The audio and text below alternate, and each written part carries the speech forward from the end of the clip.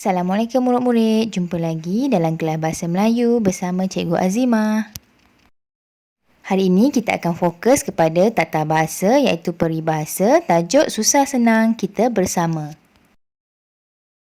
Objektif pembelajaran hari ini menyebut dan memahami peribahasa dalam lakonan dengan bahasa yang santun. Kriteria kejayaan hari ini: 1. Saya dapat mengujarkan dialog yang mengandungi peribahasa. 2. Saya dapat menyenaraikan peribahasa dalam dialog menggunakan peta alir. Jadi sekarang awak boleh keluarkan buku teks, lihat muka surat 5 untuk pembelajaran seterusnya. Okey, cikgu nak terang dulu peribahasa. Peribahasa kamu kena ingat ialah perkataan yang mengandungi maksud tersirat. Oleh itu, kamu perlu tahu peribahasa ni ada simpulan bahasa, perumpamaan, bidalan, pepatah, perbilangan, bahasa kiasan dan juga kata-kata hikmah. Okey, simpulan bahasa. Kamu kena ingat simpulan bahasa peribahasa paling mudah. Biasanya ada 2 perkataan yang maksudnya mestilah tepat dan padat. Okey, ni biasanya kata majmuk lah. Awak dah belajar kan kata majmuk? Tu contoh dia ringan tulang. Selain tu, kaki bangku.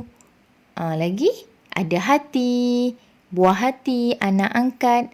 Tu semua ialah contoh bagi simpulan bahasa. Okey, kedua, perumpamaan. Kalau awak tengok situ, perumpamaan ialah kata-kata indah, ringkas dan kemas serta mempunyai maksud tersirat.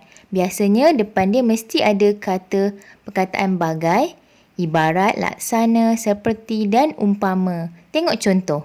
Bagai aur dengan tebing. Itu kita panggil perumpamaan. Ketiga, bidalan. Bidalan ialah susunan kata-kata yang telah digunakan umum dalam masyarakat Melayu. Jadi, dalam bidalan ni terkandung perbandingan, teladan dan mesti ada pengajaran. Okey, tengok situ contoh bidalan yang cikgu bagi. Indah kabar daripada rupa.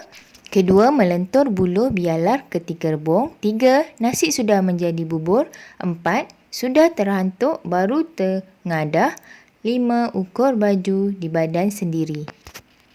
Seterusnya kita tengok pula pepatah. Pepatah seakan-akan sama dengan bidalan tetapi pepatah mempunyai ringkasan perkataan berkerat-kerat atau berpatah-patah. Sebab itulah dipanggil pepatah. Tengok contoh. Pertama, gajah sama gajah berjuang, pelanduk mati di tengah-tengah. Pepatah kedua ni biasa kamu dengar ataupun kamu baca. Iaitu ditelan mati mak, diluah mati bapa. Dan ada beberapa yang lain juga. Okey, seterusnya bahasa kiasan. Apa pula bahasa kiasan ni? Bentuk ungkapan yang menggambarkan perlakuan iaitu sifat seseorang atau benda secara bandingan. Contohnya, kalau awak pernah tengok kurus macam lidi, kita panggil ini ialah bahasa kiasan. Yang kedua, lebay malang. Yang terakhir, kata-kata hikmah. Peribahasa yang terbit daripada ayat-ayat suci dalam kitab-kitab atau daripada percakapan serta penulisan seseorang.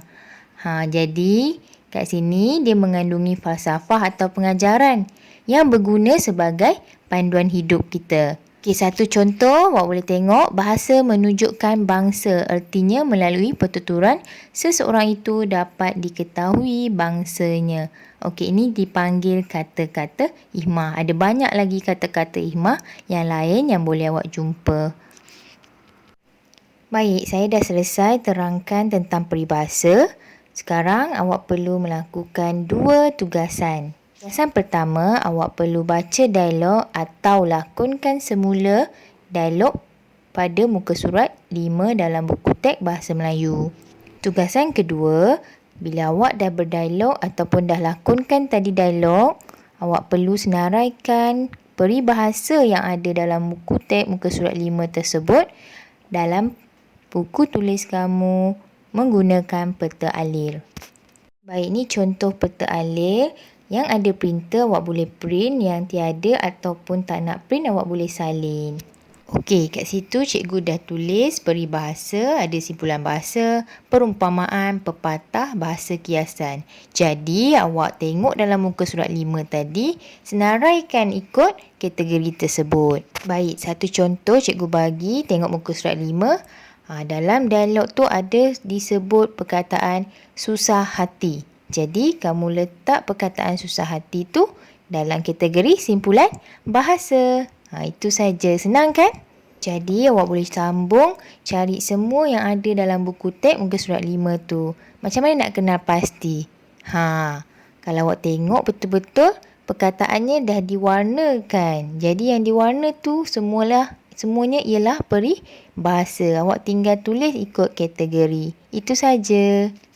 Murid-murid, kalau ada soalan atau pertanyaan, boleh terus berhubung dengan saya ya. Itu saja untuk pembelajaran hari ini. Jumpa lagi. Assalamualaikum.